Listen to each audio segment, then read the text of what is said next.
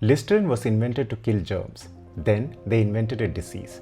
Before 1920, bad breath wasn't a social fear. It just wasn't something people worried about. Then Listerine, which was a middling floor cleaner, decided to change that. They borrowed an old word and invented a fear out of it, and they made $8 million doing it. Here's the story.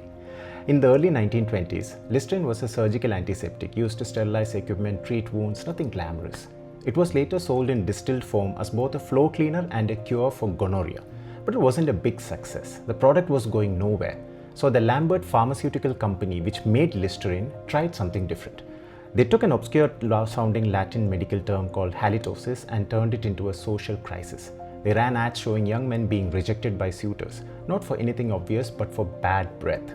It was a problem most people had never thought about before. So here's the thing. Before these ads, bad breath wasn't a cultural anxiety. People didn't lose sleep over it. Listerine didn't find a problem and solve it. They manufactured the problem and then sold the solution.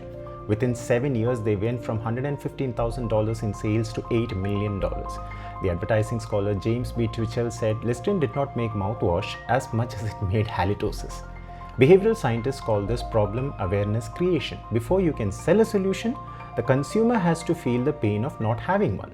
And low aversion makes it powerful. The fear of social rejection hits harder than any promise of fresh breath ever could.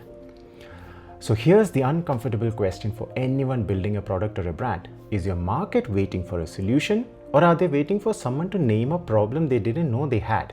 Sometimes the market doesn't need a better product. It needs a reason to care.